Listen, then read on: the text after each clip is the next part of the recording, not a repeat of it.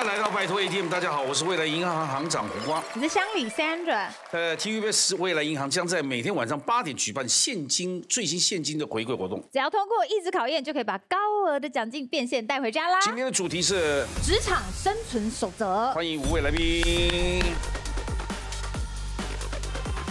哎呀，欢迎5位演员。今天5位听说是一组的，对吧？对，一组的有杨晴、有赖雅妍、王传一、孔令元以及郑丰毅。欢迎你们！哇，怎么会一起来啊？因为我们是同一部戏的演员。同一部戏。当然，秘书俱乐部哦 A 的吗？啊，秘书 A 的吗？你要 A 的话，其实里面有的。因为听到秘书，你知道就会对，穿的比较对呀，烂或是跟老板有一些感情的纠葛。也有是吗？对，那谁来介绍一下？赖雅妍吗？还是？秘书俱乐部呢，其实就在讲一个所有职场可能会发生的一些故事，然后我们用比较轻松一点的轻喜剧的方式，然后再讲职场里面的宫斗、职场里面的爱情、职场里面的友情跟人与人之间的关系。它是每个礼拜天晚上播。对，每个礼拜天晚上，从12月8号开始，每天晚上会连播2集，2小时。2小时。那英文是 Who's the boss？ 在这边 Who's the boss？ 这里面有 boss 吗？我们这边的 boss 大概就是唯一就是他。你看起来就像个 boss 哎。对，其实我跟秘书俱乐部里面没什么关系，因为我自己是一个设计公司的总监，对，然后是一个单亲爸爸，然后那个前妻过世之后就一直没有感情的那个存在，所以碰到雅妍之后，碰到这个秘书之后，才会有一些积极寻找哈。是这样。那旁边这2位令元跟丰毅，我们就是负责可能里面友情的部分啦，友情的部分，然后一些触笔的部分。没错，勾心斗角有兵要有将嘛，我们就是这些兵跟将。那杨晴呢？我在里面是一个很聪明能干的秘书。哦，你也是秘书，也是秘书，所以你跟那个雅妍会斗争。我们都是秘书，因为我们是不同部门的。我们其实在讲的是业务部的故事，然后令元其实是会计部的八卦的同事，然后我是企划部的秘书，还是你们拍是 TVBS 本身的故事？多少一定有。太直接了吧？我觉得你们可以看一下，应该有一些秘辛在里面。哇，那个场景不外乎是茶水间啦、办公室。茶水间哎，你没上过班，你不知道茶水间多重要啊！我看电视八卦集散地。好的，你们是整个拍完才播吗？还是现在整个拍完了？拍完了蛮久的。好，12月8号起，每个礼拜天晚上8点啊，连播2集，谢谢。谢谢。接下来我们介绍欢迎我们的银行顾问是高学历新闻主播黄胜凯主播，你好。主播。好，马上进行第1回合，学历夺金。学历夺金，我们请乡里讲规则。既然是剧组嘛，我们就要团队合作，每一个问题呢轮流当主答者，但每一题只能90秒讨论时间，要主答者赶快取得大家共识，按铃作答。那小心哦，因为奖金1分1秒流逝。如果是大家一样答案，也不用再讨论了，对，就赶快先抢再说。1万块会一直下滑的啊。第1题，请出题。你谈过办公室恋情吗？根据日本调查，男性最喜欢的办公室恋情情境是什么 ？A. 把握单独搭电梯的时间 ；B. 下班一起回家 ；C. 彼此偷偷互使眼色。请作答。讲男性哦，哎呦，对男性，但 A、B、C 都有。来，请开始讨论，杨静。我个人觉得下班一起回家蛮浪漫的，因为上班的时候就是要认真工作，而且日本人他们就是一个工作压力会很大的一个人。那我想知道传一为什么选 C？因为我觉得日本人就是在还没到晚上的时候，他比较避暑，所以他比较喜欢这种彼此偷偷互使眼色的那种暧昧不明的感觉，对，比较不敢把自己的那个6000多了，表现出来。选 A 的。好，我的答案是 B。所以没有要管令元选 A 嘞，因为再讲下去就变4000多了。或3000。令元选 B， 我选 A。然后你说，感觉很有情趣，不觉得？可是电梯才多久？你可以在里面，就是那一下下的感觉就很刺激，就是但是有监控啊，电梯还会有别人呢，就是单独的时候啊，就在一个密闭空间里面，很刺激，很短，门随时会打开耶，也有人在看，有时候也是一种，you know， 对，好玩吧？那个大楼要100多楼才有时间嘛。对呀，找一个高一点的楼来2、3楼上班，还没怎么样就已经对。来选择 C， 彼此偷偷互视。他们选择 B， 下班一起回家，对我说。恭喜答对了！200位20到39岁的日本男性哦，觉得办公室恋爱情境就是要能一起回家，经过很累的一天，就像刚刚说的。那至于呢，其他的都只有一下下而已，不够久啊。那接着呢，所以刚刚第1名是晚上一起回家，那至于互相偷偷使眼色是第4名，那第7名才是一起搭电梯。对了，有很多公司禁止办公室恋情。但我觉得禁止很没道理以前啊，师生恋是真的禁止，但办公室好像还好吧？近水楼台先得月嘛。可是会有一个不成文的规定，就是其实不要让大家知道，就是在办公室真的会有一个这样的氛围。如果是同事还好，但如果是主管跟某一个员工，那就比较。你知道为什么不要办公室恋情？因为你们闹情绪就影响业绩啊。你知道吗？像以前我们在康乐迪是不准谈恋爱的，但有管吗？一旦谈恋爱都一吵架，那个乐队做好快啊！怒啊！比如说赖雅媛是女队员，我是队长，我们那个打鼓或吹萨克斯风乐队领班，他们俩谈恋爱，一吵架，他上来跳舞就做很快，那这一整个影响品质，会有斗气嘛？是情绪带到进来。那如果办公室恋情也是一样啊，银行就不准啊。银行不准夫妻恋人，因为会做账。对，这绝对不允许有这件事情，因为银行一在一起，可能会偷偷把那个银行的账都弄走了。哇塞，怎么都想到不好的呢？有甜蜜的地方吧？不是，我说，所以很多人不赞成办公室恋情。是，要台面下。对，6108，不错，不错。如果能够当面，为什么还要偷偷看来看去？就是很。就是办公室不准才会偷偷看哦。对，哎呦，又偷。我怎么觉得你整个眉眼都在笑？你是很想上班？不是我，那是我们经历过很多办公室听到的东西。听到。现在不知道怎么样，不晓得。OK。来，下面一题，请出题。好剧集让人想一看再看。研究指出，重复观看喜欢的影视剧集可以带来什么好处 ？A. 坚定人生志向 ；B. 个性变得温和 ，C 更注重细节。请作答。好 ，A 跟 C 都有。赖雅媛主打来，请开始。我选 A 的原因是因为，其实你会喜欢什么剧的话，它有时候会指引你一个人生的方向，你会从在里面再更坚定自己的想法。对。然后我想问一下传一，为什么选 C？因为如果一直重复观看，你就可以抓到一些 bug。有哪些逻辑不对的啦，或者是哪些没有联系的啦，酸民，或者是一些巧思嘛，或者是一些巧思原本没发现就发现到了，彩蛋嘛。不行，我觉得6000多了。我还是选 A， 还是选 A。你说这个戏重复看是喜欢看，再重复再看，对，或者挑个你很喜欢片段，一直放。我们有时看是因为那个真的蛮喜欢这部戏，再回头看，当初看不是这样，现在知道结局再回头看。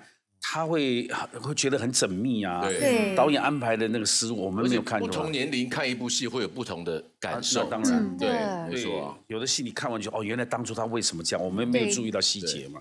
选择了 A， 坚定人生志向，对或错？恭喜答对。其实有的时候不只是剧哦，包括你很喜欢的小说，你再看一次漫画，还有舞台剧，还有一些歌，你一直听都代表你越置入在那个情境中，那通常你就会更清楚从中间找到，也许我人生想像它一样，也许我人生要避免这样，所以你会非常确定你人生的方向。是这样。好，所以重播的剧还是有人看的。当然有。接下来进行的是我们王传一来主导，请出题。秘书免不了要帮老板保守秘密。请问，美国研究指出，多数人心中最深的秘密是什么 ？A. 性取向 B. 曾经出轨 C. 财务状况不佳。请作答。最深的秘密，老板最深的秘密不是老板的，是 everybody 最深的秘密。哦，不是讲老板。对他只是帮秘书俱乐部开个头。OK， 来，请开始讨论。我选 A 的原因是因为我前几个礼拜有看到一个 YouTuber， 他介绍说，其实美国人的性取向有很多种，然后多达90几种。对，所以可能每个人自己的心目中最不想被人家发现的这个秘密是性取向。那我想问一下，那个令媛，你为什么选那个财务状况不佳？我觉得我是被这个题干坑了啦，因为我想说，就是老板应该是很怕被发现财务状况不佳，但我觉得好，谢谢你的回答。来，那个封一下，我认同。好，我认同。包都有哈，包都有哈。但是3比2了哈，我的答案是 A。你看钱掉到5900多了。对，我想要不要掉太低了，赶快。性取向，您那时候90几种是？因为不就男跟女跟男女吗？没有，其他的光谱上面有非常多种。什么意思？对，比方说，我以前有个朋友，然后呢，他自己本身是生理男，但是他交了一个女朋友，对吗？可是他生理是男生，可是他把自己打扮成女生的样子，然后他交了个女朋友，但他后来去接受一个变性手术，他变成是女生，然后他还是跟本来女朋友在一起，因为他自己的取向是他是女同志，不是变女了吗？他是女同志，所以跟有时候生理跟心理他还是会分，然后有各式各样的，所以他没有办法去决定他的，这个是秘密。有人觉得这最深秘密，可是现在社会很开放哎。对啊，但是我是听到的是说有太多种了，90几种是很夸张的。对，瓜哥你不是讲不是男就是女吗？其实没有，他没有，原本是男的，后来变女的之后又变回男的，就是反正很多种的组合啦。对，但会不会是最深的秘密？因为最深的秘密就有个不会说，对，就是曾经出轨。哦，大家都没选曾经出轨的话，有些人会喜欢 show off， 说哎，我跟谁怎么对，但是美国又比较 open。对，但是所以他们不选 B， 没有人选 B 啊，就是财务状况不佳。财务状况不佳应该很容易就知道了吧？对啊，外表啊，还有那个眼神。是，来选择 A， 性取向对或错？可惜答错了。曾经出轨，结果没有啊？对啊。这题请主播。其实这个研究调查了5万多个人，他发现有97%人都有秘密，所以每个人都有秘密很正常。那平均只有13个秘密。那这个调查显示呢，其实最多人也有3成4的人，他们都有曾经出轨，而且不敢说。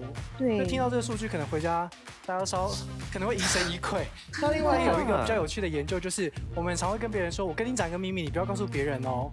但是呢，通常这样讲之后，研究调查有1半的都已经被泄露出去，而且你越强调不要告诉别人，就越会被讲出去。像电影拍的，你不要讲，走出去警卫就知道了。对我说，我跟你讲件事哦，你尽量讲。那他可能就觉得无趣了。我才不要当你的宣传。对，懂了。对，可是问你啊，他就已经是心中秘密。为什么调查报告他愿意跟那个调查报告？它是匿名问卷，匿名的，匿名问卷，那就有可能。其实还有像什么其他秘密，有些是堕过胎啊，或是曾经有那个毒跟酒瘾，或是说工作表现曾经怎么被离职的，怎么离开上个职场啊，很多东西其实都是秘密的分类。来，接下来是第3题了，王传一。第4题啊，第4题了，孔令媛来主导，请出题。好的。秘书要有超强记忆力，请问？根据研究，睡觉时怎么做能够有助于提升记忆力以及隔天的工作效率 ？A. 睡觉时播放白噪音 ；B. 戴眼罩睡觉 ；C. 面向左边侧睡。请作答。B 跟 C 都有。请讨论。好，我想要问一下雅妍，为什么选 B？戴眼罩睡觉的话，它会释放比较多的褪黑激素，所以你会睡得比较深沉，然后它会进入深层记忆的那个区间，会让你深层休息。从来没戴过眼罩哎！再听一个为什么？雅妍讲的是没错的，而且眼罩让你进入深层睡眠的话，一定提升你的工作，因为第一个那个白噪音根本不可能，面向左边侧睡没有啦，还会压迫心脏不好。我会选那个是因为。好像你的血导向心脏会对身体整个是有好的，你是怎么想的？没有，我觉得你讲的都对，你 follow your heart。我决定，我决定选 B。好，被说服了。戴眼罩睡觉，因为我刚刚就是完全就是一个反指标，我不太相信我自己现在。好，选择是戴眼罩睡觉，对或错？恭喜答对了！我真的是反指标。而且且这是真的有研究的，就测试戴眼罩睡的这些人呢，他不管是联想还有反应速度，他表现都比较好。因为呢，戴眼罩就容易有深度睡眠嘛，深度睡眠也可以增进你的记忆力，所以你隔天起来会觉得神清气爽。18210块，接下来是郑丰毅，来请出题。很多人习惯使用串流平台看剧，请问平台是根据什么来排名剧集受欢迎的程度 ？A. 完整观看全片人数 B. 观看2分钟以上人数 C. 所有观看总小时数。请作答。好，有 B 有 C 有 A， 开始 A、B、C 都来，请开始讨论。好，传一哥为什么是 B 呢？因为是我知道之前有听过说，人家说只要你看超过2分钟以上，他这个就是给你就有一个 mark 计算。对，就大后台的数据计算是2分钟。这个是影集还是 YT？ 因为他有看流转率。YT， 我是说 YT。哦，因为我选 C 是因为它总小时数感觉会比较多，你们认同吗？我认同。你认同？因为我跟你一样选 C。好，那我坚信我自己了。好，我的答案是 C。所有观看的总小时，对，怎么去算呢？因为现在他说的，比方说 Netflix 都会排名给你看啊，现在1到10是什么？然后为什么那些可以排在第1名呢？他就问你怎么算的，这样，所以看总小时。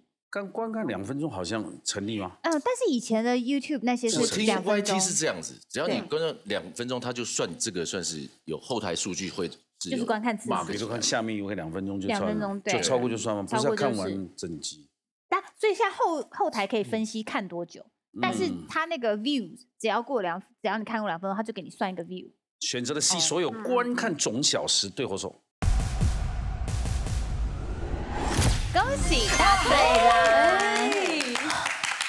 其实它串流平台，以前真的是用2分钟这样算，可是后来就觉得，这样子好像不太公正，因为我可能2小时之后我进去灌一个观看次数我就走啦，2分钟，所以现在就变成是完完全全看你真的进入这一个节目之后多久，因为有些人还会到那个反复看嘛，那个也可以累积。至于呢完整是不太可能的，因为我们现在都去头去尾，赶快进入下一集。对，好。那这个奖金现在是来到24648，第2轮了。杨晴，请出题。尾牙是上班族期待的日子，但根据网络票选，尾牙时发生哪种状况最让人觉得讨厌 ？A. 老板致辞冗长 ；B. 抽奖奖项不如预期 ；C. 准备表演没时间吃饭。请作答。没时间吃饭，都蛮烦的，这3个 A、B、C 都有人选哦，所以都很烦啊。来，请开始讨论。杨晴，我的答案是 A， 因为我个人在尾牙的时候，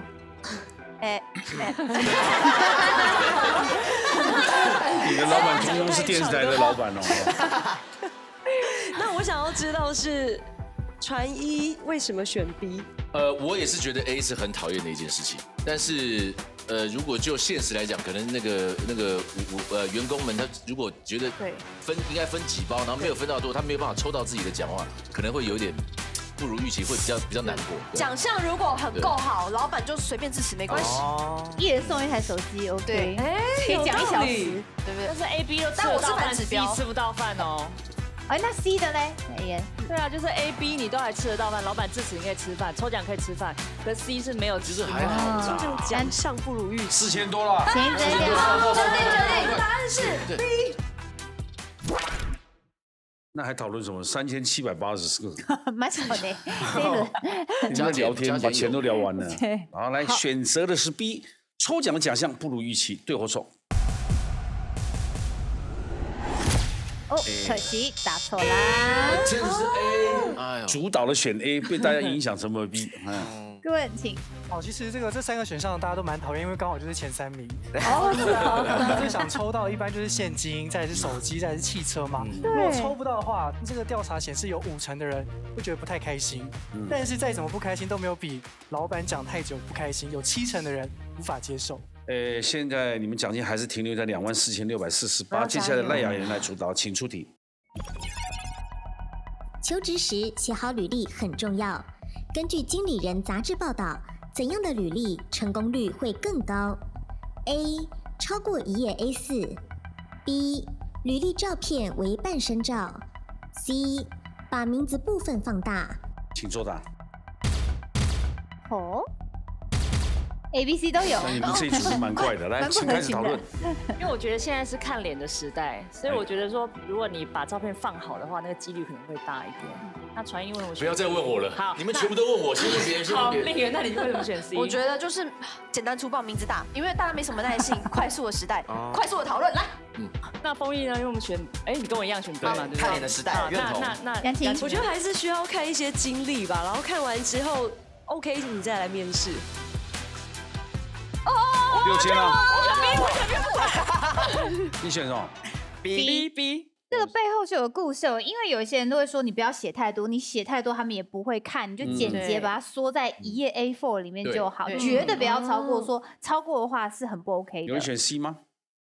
我刚刚令媛选 C， 我选 C。哎，你说一下为什么把名字放大？就是因为刚刚 Senior 讲的那个东西是我以前也看过，就是说以前中国的一个大老板，他是非常首富，很厉害的首富，他本来的履历是32页。但是经过高人指点，缩为2页之后，他马上就瞬间面试上了。他年轻的时候，所以是一定要缩短的。但是那个我把部分名字放大，是要让那个看的人就能够浅显易懂。哦，你就叫谁？我就对你就印象很深。好，他们选择和统合为 B， 履历照片为半身照，对或错？可惜答错了，答案是 A。哦，很特别吧？因为大家以前说不要超过，简洁有力，但事实上呢，最新的研究啊，他们用8000份履历去看，其实其中5000份都有写到第2页。那传统的说法，我们现在可以有个新的考量了，因为你会觉得。第一个，他写到第2页，代表他很用心，他去面对这件事情。然后再来的话，他的确有很多需要呈现的，代表他的确是有点料的。所以就变你写2页的时候呢，你的录取率会比本来的3倍到1倍半不止。所以下次大家可以试试看。接下来是王传义主导的，请出题。我好紧张。戏剧的英文是 drama， 请问英文中的 drama queen 戏剧女王是用来形容哪一类型的人 ？A. 内心戏很多的人 ，B 有公主病的人 ，C 小题大做的人。请作答。好 ，A 跟 C。来，请开始讨论。王传义只要问一个人就好。那个杨晴，为什么是 A？ 内心戏很多？不就是他戏很多吗？然后想很多。因为他是内心啊，他是这个 drama， 就是应该是很会演了。我的答案是 C。赚点钱啊！赚点钱，赚点钱！每一题都到4、5千块、5、6千块，这个不行，不用，这个应该小题大做啊。内心戏很多叫 drama queen 嘛。内心戏就在也在里面没有用，你要演出来才行。小题大做很夸张演法还是什么？就是比如一点很小的事情啊，怎么会是这样子？哦 my god， 天要塌了的那种，不可以这样做，就是叫 drama。那为什么会有公主病？对，公主病应该不会是。你刚演很好哎，因为我是 drama king 啊，我是 drama queen 啊。真的吗？谢谢。多了。好，选择的小题大做的人，对或错？恭喜答对了。drama 就是很爱演，所以刚刚的如果说内心戏我没有外显啊，还有再来公主病我可能就天生个性啊，但是 drama 就是很爱演，然后一点点事情就把它放得很大，那个反应超级激烈，但是呢是没有 drama king 这个说法的哦，所以即便是一个男性，他非常的 drama， 你还是会叫他 drama queen。是的，好，奖金有进账33243，对，孔令媛来主导，请出题。 Oh my god！ 你的工作压力大吗？请问，根据调查，在台湾压力指数最高的行业是以下哪一个 ？A. 记者新闻业 B. 金融会计业 C. 医疗护理业。请作答。好，全部 C 啦。对，有人选 B。你答案 B， 保留1万块了，就是医疗护理业啊。为什么大家这么统一啊？来，丰毅你讲。因为我觉得每次去医院的时候，看他们真的是忙忙碌碌而且就是应该是说那个叫什么？现在的医病关系吗？对，然后还有加上他们就是那种机动性要很高，然后要压力又很大，对，然后那个时间有的时候日夜又颠倒，要轮班，对啊，所以我觉得 C。而且我觉得医疗它是有关可能生命的问题，然后再加上台湾可能使用健保，所以大家去使用医疗资源的频率非常的高，所以就是真的会是一个压力非常大的产业，离职率超级高。你们都没有去看那个急诊室里面，好可怜，有的口罩已经那个忙到口罩变这样。对，那你还戴口罩，鼻子哦，每个人快累死了。急诊室待的时间很长，送来都是重病的，整个病菌都在那个，很辛苦，很辛苦啊。但金融会计业，因为他们处理的订单也是都哇好几千万，那些跟钱有关的也是压力很，对，那个也很大哎。新闻记者呢，1分钟的更新还要伪造啊，不是还要那个什么，还要写一些那种标题很耸动、内容没有什么的。主播，你们新闻业是不是压力很大？可是看你笑成这样，好像还好哎。没有，就有时候观众就会骂说不读书当记者，就压力很大。想说，我明明也是很认真念书，小时不读书，长大当记者。骂演员，骂我们演员也是一样啊。骂演员会吗？上辈子是做什么，这辈子来演戏，是吗？真的，真的，每一个行业都有人说啊。但新闻业现在新闻，你看一天要更新几个网络新闻，真的，就是拼命跑新闻啊。对，然后有错字还要扣钱。如果少了如果别台有你没有的话，你完蛋了。我们可以不用独家，但是不能漏掉我们的新闻。哇塞！我记得给你翻脸的时候，这3个都很可怕，其实都是有一定的压力。但是医疗实在是那病菌病毒了，蛮可怕。选择 C 医疗护理，对或错？可惜答错，答案是 B 金融会计业。这一题1万块，来，请说。现在台湾的劳工真的压力很大，就是我们的平均工时1年来看，不止比日本还多400个小时，也比韩国多，所以压力真的非常的大。那其中压力最大，因为他们是自己评分嘛，所以像是我们普通人会觉得好像医生、护士压力很大，但他们可能自己评分没有勾这么高分。但是金融业的他们都会把自己勾很高分，因为如果你少一个0的话，是要自己赔钱。要自己赔哦。那哪赔得起啊？对，受不了。少一个0是多少钱呢？对啊，少个几百块就算了。10万多一个0100万了，对不对？那你100多一个0就1000万了。哦，好可怕，直接。那个哪赔得起啊？对不对？直接去看医生了。而且医护才第4名哎。对啊。对。那也是攸关人命的啊，怎么会才第4名？接下来这个我们封印啊，最后一题喽。好，抢下来了，第10题了。好，来，请出题。职场鬼故事，请问根据调查，台湾最常见的职场踩线行为是什么 ？A. 征才与实际工作不符 ；B. 没加班费，只有补休 ；C. 下班后老板来讯息。来，请作答。都很讨厌呢。来，请作答哦。A 跟 C， 来，请开始讨论。我选 A 是因为我觉得那个被骗的感觉就很像鬼，我们未知，就是因为我们未知所以恐惧，所以才害怕。可是跟我们原本预先想的不一样，所以未知，所以我害怕。然后我现在想要问的是，因为比较多人选 C， 我想问为什么选 C？ 孔令媛，因为我觉得是最常见的踩线行为，是最常见下班。叮咚讯息，对 ，OK， 那会不会是女生的角度啊 ？I don't know。你有看过穿着 Prada 的恶魔那个 Emily？ 对，好，那我的答案是 C， 我被你们说服了，被说服了。好，下班后老板来讯息。对啊，很常见呢。因为你 A 的话，你征才与实际工作不符，是变成说你进去之后，可能过一阵子他给你个新工作，你本来没说的，那不会 every day 嘛。可是下班后，老板有的真的很烦呢。就是对，我曾经听过员工在讲说，下班时间他还有那个老板一直在扣他到底还是要不要加班？又不算加班费。但如果是秘书没得好说，因为秘书有点像特助啊，那些就是没有下班时间，24小时。24小时。但你说办公室的有些是下班之后会有一个基本的职场道德，几点8点以后吧。8点之后好像还行，没有，其实10点太过分。秘书是24小时在工作的，早上5点也可以哦。就是老板如果例如说喝到半夜，他要你去接他，你就得出门去接。下班后老板来讯息，对或错？有机会哦。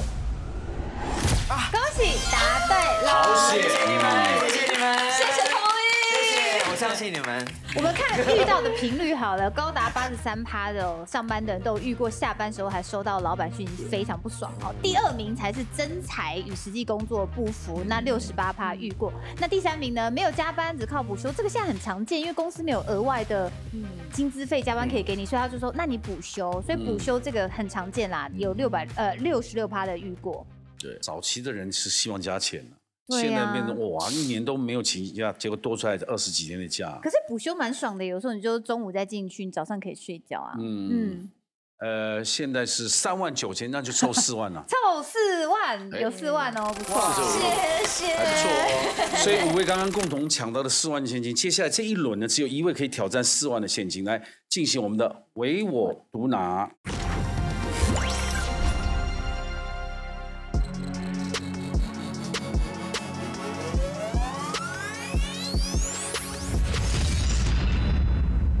乡里行讲规则，在这一回合呢，听题目抢答作答，答对的话1题的话半张卡，2题的话累积1张淘汰卡，就必须选择残忍的淘汰哪一位剧组的好朋友，只有最后留下的那一位才可以进入第3回合的挑战。在你们听题目呢，还没如果抢答的话，它字幕不会出来，所以你要想答案，用听力的。对，如果你要乱抢2次就淘汰了。哦，自己会丑1丑2把自己淘汰，不用急着抢了这个，结果没答案。来，请出题。根据商业杂志统计，每月平均薪酬最高的亚洲地区是香港还是新加坡？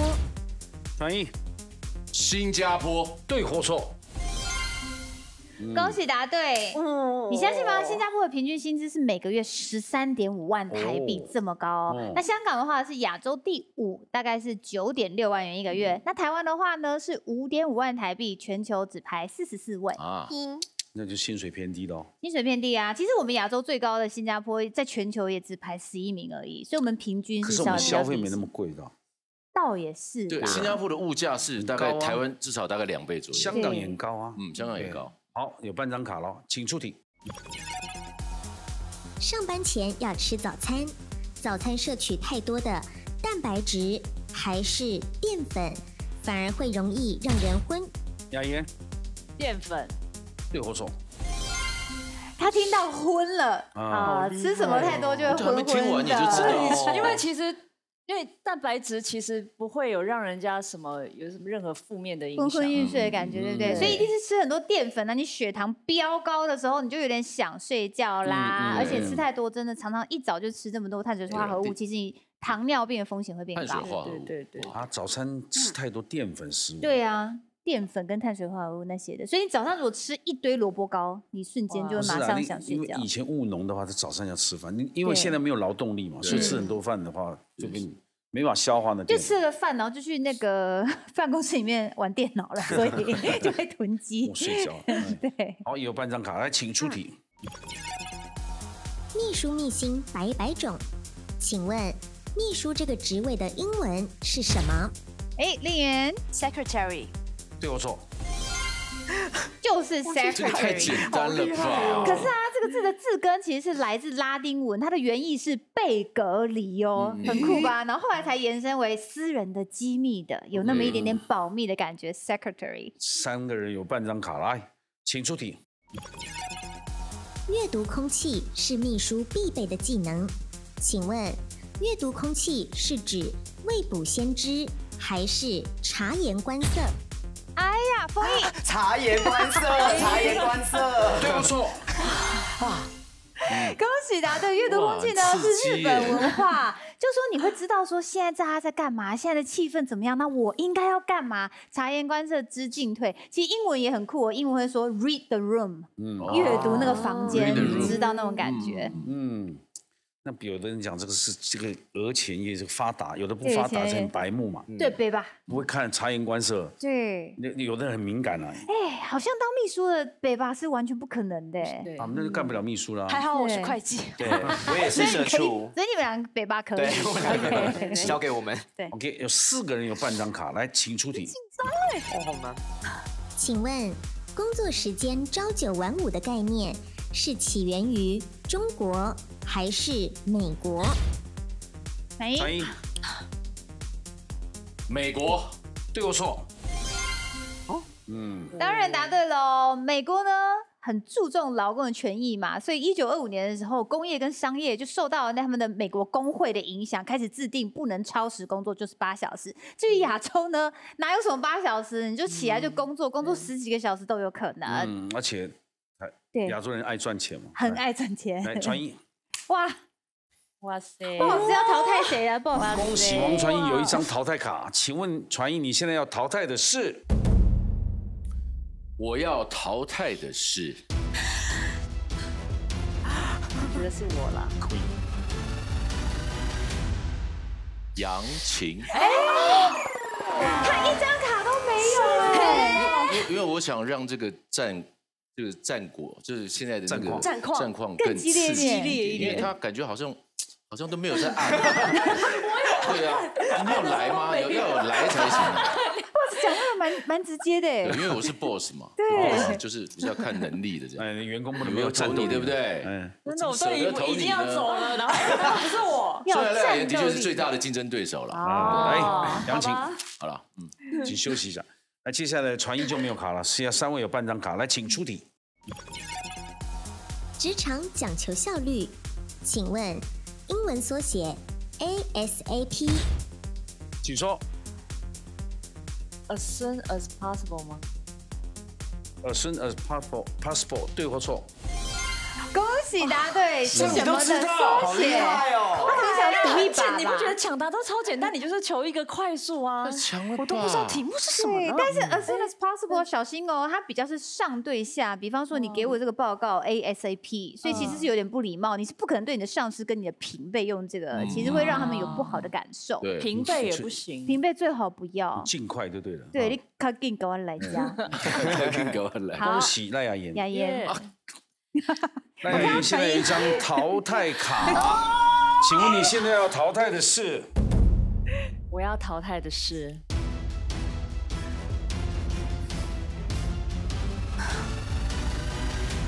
王传一。你话太多了。我们是同公司，你是跟我们不同公司，所以 get out here。Drama King 啊，郭哥要访问我吗？到旁边休息啊。杨晴被你淘汰，你现在被人家淘汰。对，因为他是我们不同公司，所以替杨晴报个仇。这集上演的是因果循环哈。对啊，一个淘汰一个。来，接下来你有没有半张卡？是你们2个半张卡。Oh my god！ 请出题。你听过戏剧治疗吗？这个疗法是让参与者饰演角色，还是观看戏剧？应援。饰演角色，对或错？恭喜答对，这是一个心理的治疗方式哦，就是你进去参与演戏啊、即兴创作啊，然后在这之中呢，可以缓和你的情绪，然后获得心灵的成长。角色扮演、说故事、即兴创作、演出。对，drama therapy。恭喜令媛。我现在好紧张哦。现在令媛有一张淘汰卡，请问你要淘汰的是？我要淘汰的是。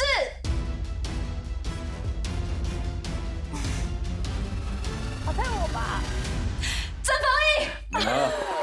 对，可以理解，因为他有半张卡，因为你有半张卡，所以我还可以再抵一次嘛？没有了 ，Goodbye， Goodbye my love， 我的爱人再见，加油啦！2个人现在是都很公平的，没有半张卡，对，也没有任何丑衣，也对，来，这2个人到底谁会拿挑战4万块了啊？来，请出题。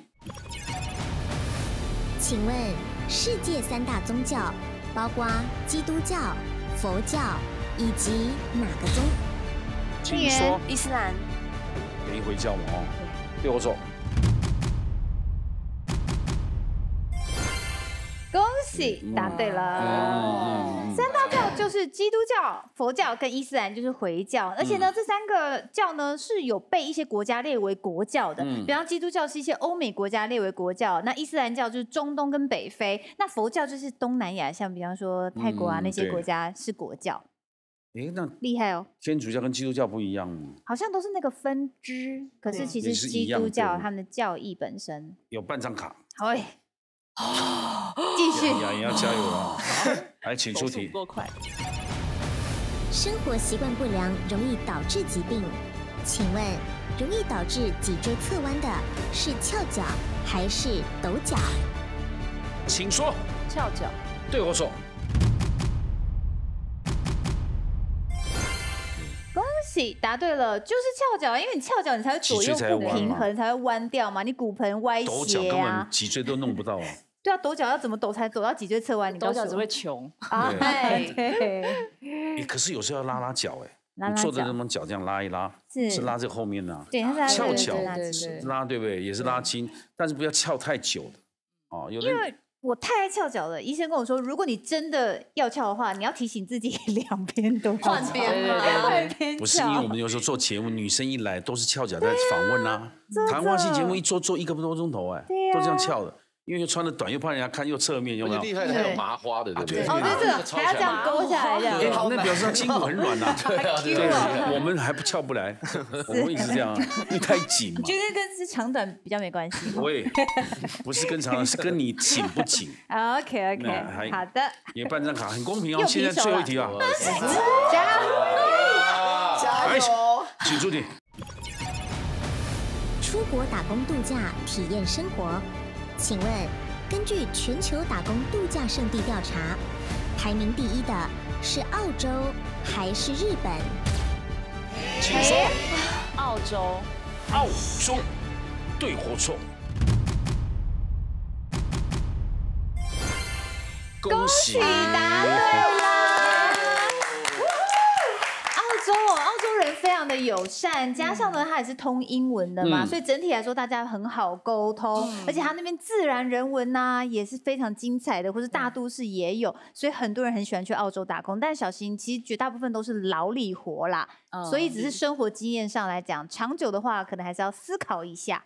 对啊，那个天气啊，有人爱大自然，像最好的就是大堡礁的礁属，有没有？对，年薪300多万，还可以去游泳照顾鱼啊，每天这样。对，恭喜赖雅媛获胜，恭喜！进入最终决战 Battle ATM。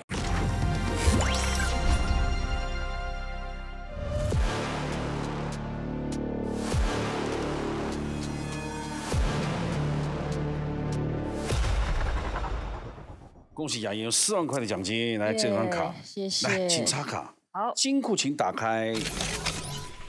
今天要挑战4万块这个奖金，但先必须经过2道密码的考验，请出示2道密码。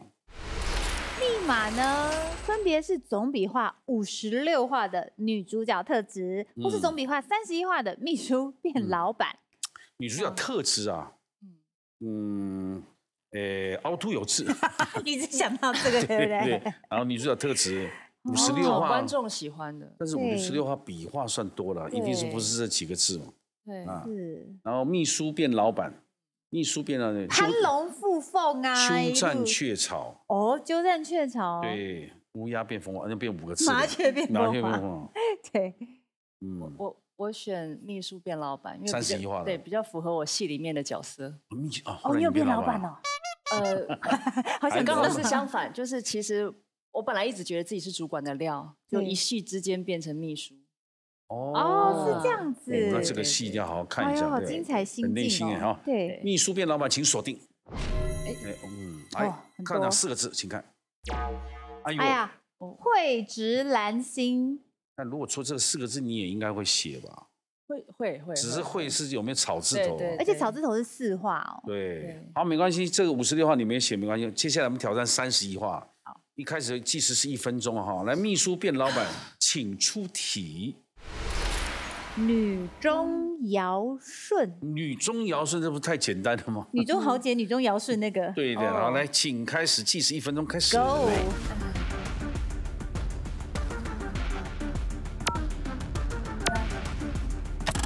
中清楚，清楚。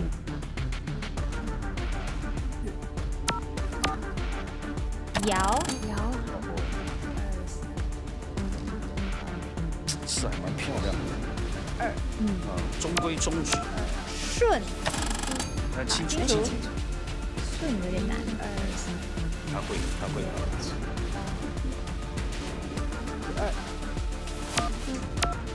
停，确定。为什么？感觉。但这么害怕干嘛？你才害怕吧？感觉。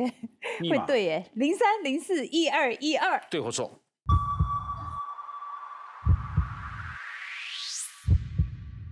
哎呀，恭喜！行长又送钱了，行长送钱了，激动了，激动了！标准答案这样，你没有一个字错的，全一模一样，一模一样，4万块厉害了，真的钱呢？这现金啊，女中。对不起，女中尧舜，尧舜那就是圣人了嘛。圣人明君，尧舜禹汤文武周公。对，结果你是女中的尧舜，代表你哇塞不得了啦！女中你们最顶尖，最顶尖的。刚刚我真的很担心他这个会连过去，就是在讲1、2、3有没有连过去，但是他写了3个土，所以很厉害。1、2、3。不然一般人会这样。一般人会连过去啊，一般人会连过去，所以这个 tricky 在这边。对，03、04、12也恭喜你，恭喜，谢谢，来我们回，很棒哎，好厉害，厉害，女中尧舜，慧齿兰心也是形容一个女的内在外在都很优秀嘛。对，一般是形容人家这个。家里的老婆慧齿兰心啊，很少人形容女主角慧齿特质的特质。对了，其实演好的啦啊。哎，这部戏来好好的介绍一下。是的，那个秘书俱乐部12月8日起，每周日晚间8点，请锁定 TVBS 42台，我们会连播2集哦，一定要看哦！哎，也恭喜雅妍获得4万块奖金，恭喜恭喜！晚上8点锁定拜托 ATM， 把智慧变现。谢谢大家。谢谢各位，谢谢各位。